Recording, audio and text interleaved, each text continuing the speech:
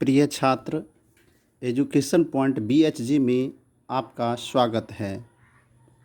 आज हम लोग प्रश्नावली 1.2 का पहला प्रश्न हल करेंगे। पहला प्रश्न में 5 प्रश्न दिया हुआ है, उसे हल करना है। सबसे पहले पढ़ लेते हैं। लिखा हुआ यहाँ पे निम्नलिखित संख्याओं को, निम्नलिखित संख्याओं का मतलब वह नीचे में जो संख्या लिखा हुआ है, निम्नलिखित मतलब नीचे जो लिखा हुआ को अभाज्य गुणनखंडों के गुणनफल के रूप में व्यक्त कीजिए। देखिए, इस प्रश्न को हल करने से पहले हमें समझना पड़ेगा अभाज्य संख्या किसे कहते हैं। अभाज्य संख्या, अभाज्य संख्या किसे कहते हैं। यहाँ ज़्यादा विस्तार से तो नहीं लिखेंगे, लेकिन फिर भी मैं बता देता हूँ। अभाज्य संख्या कहते किसे हैं? जिस संख्या का केवल 2 अपवर्तक हो, यानी जिस संख्या में किसी 2 संख्या से ही भाग लग सकता है। जैसे मान लीजिए 2 है, 2 में 1 और 2 से ही भाग लगेगा, इसके अलावा किसी और संख्या से भाग नहीं लगेगा।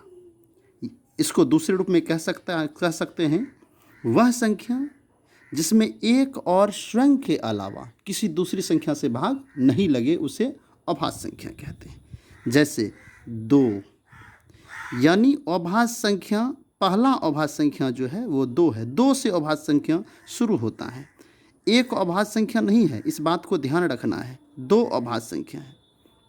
उसके बाद 2 के बाद 3, 3 के बाद 5, 5 के बाद 7, 7 के बाद 11, 11 के बाद 13, 13 के बाद 17, 17 के बाद 19। अब देखिए, इसमें जब भाग देंगे 140 में तो पहले 2 से लगाएंगे, 2 के बाद 3 से लगाना है, 3 के बाद सीधा 5 से लगाना है, 4 से नहीं लगेगा। फिर 5 से लगाएंगे, 5 से नहीं लगेगा तो फिर 7 से लगाएंगे, ना कि 6 से लगाएंगे। अब थोड़ा सा हम यहाँ पे समझा देते हैं, क्योंकि आपको समझ में आ जाएगा अभाज्य संख्या कहते किसे हैं। मान लीजिए हम यहाँ 2 लिखते हैं। इस 2 में 1 से भाग लगेगा और 2 से भाग लग सकता है। तो ये 2 अपवर्तक हुआ, 2 का केवल 2 अपवर्तक है, तो यह अभाज्य संख्या है। 3, इसमें भी 2 संख्या से भाग लगेगा, एक तो 1 से लगेगा और एक स्वयं 3 से लगेगा, तो यह भी अभाज्य संख्या है। लेकिन 4 में 1 से भी भाग लगेगा, 4 से भी लगेगा और 2 से भी लगेगा, तो यानी 4 का 3 अपवर्तक हो गया। इसलिए 4 अभाज्य संख्या नहीं है, यह अभाज्य संख्या नहीं है। अब 1, बहुत बच्चे के मन में होता होगा 1 भी अभाज्य संख्या है। अब 1 अभाज्य संख्या क्यों नहीं है? क्योंकि इसका केवल 1 अपवर्तक है। अभाज्य संख्या होने के लिए कम से कम 2 अपवर्तक होना चाहिए, इसलिए 1 भी अभाज्य संख्या नहीं है। इस प्रकार से आप चेक कर सकते हैं। चलिए अब हम हल करते हैं पहला प्रश्न। पहला प्रश्न है 140। 140 का अभाज्य गुणनखंड करेंगे। 140 यहाँ लिख देंगे, ऐसे लाइन खींचेंगे। 140 में 2 से भाग लगेगा। किससे भाग लगेगा? 2 से। अब आप यहाँ भी यह भी ध्यान रखिए कि 2 से कैसे भाग लग गया। कैसे हम समझ गए 2 से ही लगेगा? क्योंकि इसके इकाई स्थान पर 0 है। याद रखना है, इकाई स्थान पर 0, 2, 4, 6, 8, इसमें से यदि कोई भी अंक रहेगा इकाई का स्थान पर तो आप समझ लीजिए कि 2 से भाग लगेगा।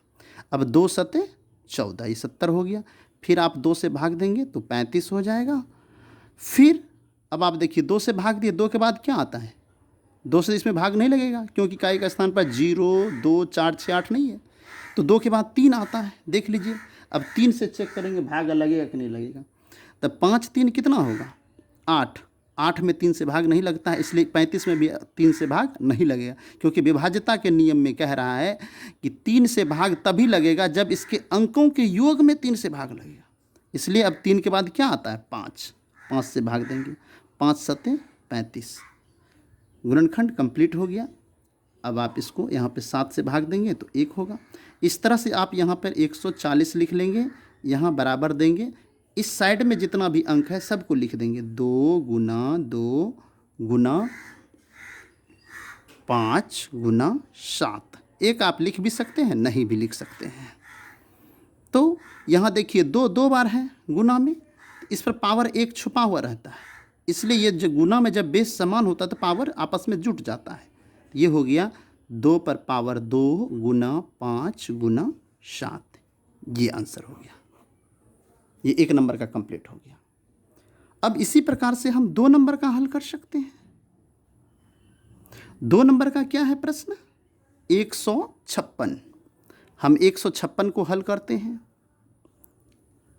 डायरेक्ट भी हल कर सकते हैं। इसमें कितना से भाग लगेगा? यहाँ देखिए इकाई के स्थान पे क्या है? 6 है, इसलिए हम 2 से भाग दे सकते हैं। 2 सते 14, 14 यहाँ 1 बचा, 1 पर 6 16, 2 अठे 16। फिर हम 2 से भाग देंगे, कितना बार में लगेगा? 2 तिया 6, यहाँ 1 बचा, 1 पर 8 18 हो गया, 2 9 18।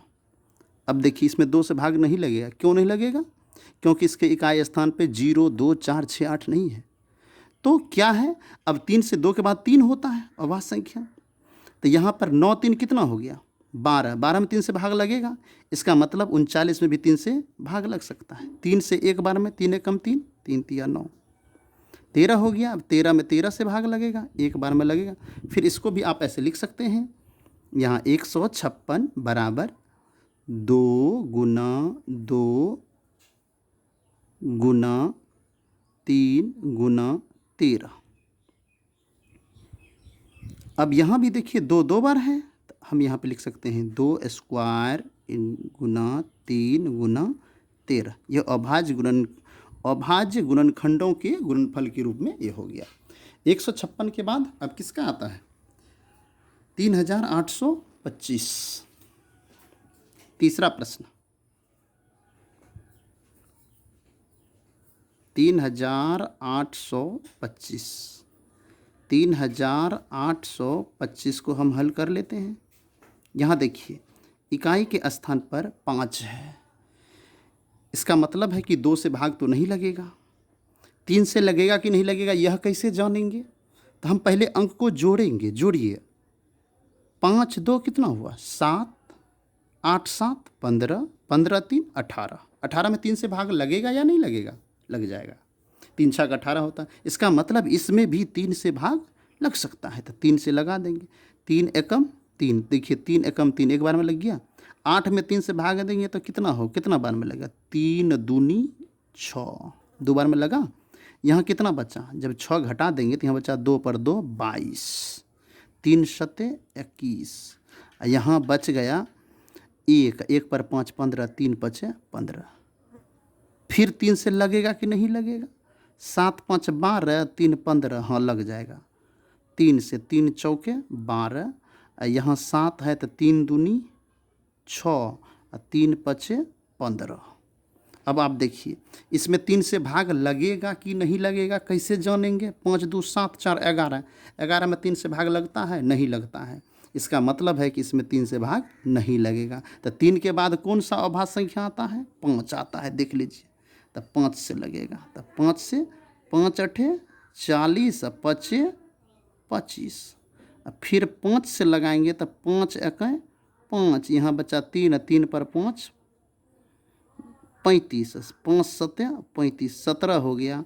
फिर आप 17 से लगाएंगे तो 1 बार में लगेगा, यानी इस तरह से कंप्लीट हो गया।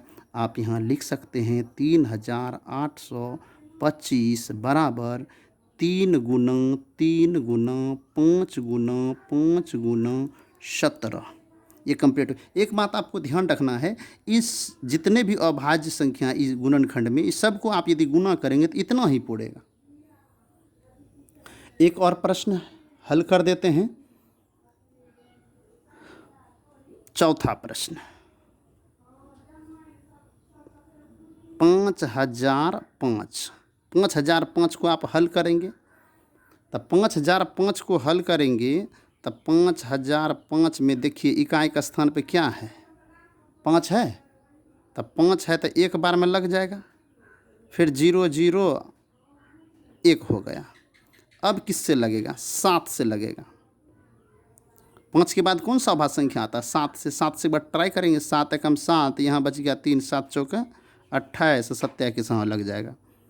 7 से 7 एकम 7, यहाँ बचा 3, 3 पर 0 30, 7 चौके 28, 7 21। 7 के बाद कौन सा अभाज्य संख्या आता है?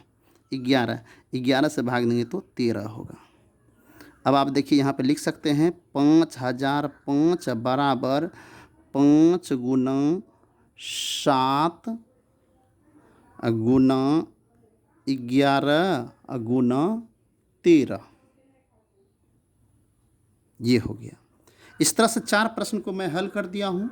5वां प्रश्न आप अपने से हल कर सकते हैं। इसी प्रकार से आप कोशिश करेंगे। हमें उम्मीद है आपको यह वीडियो अच्छा लगा होगा। इससे आपको ज़रूर कुछ सीख मिलेगी।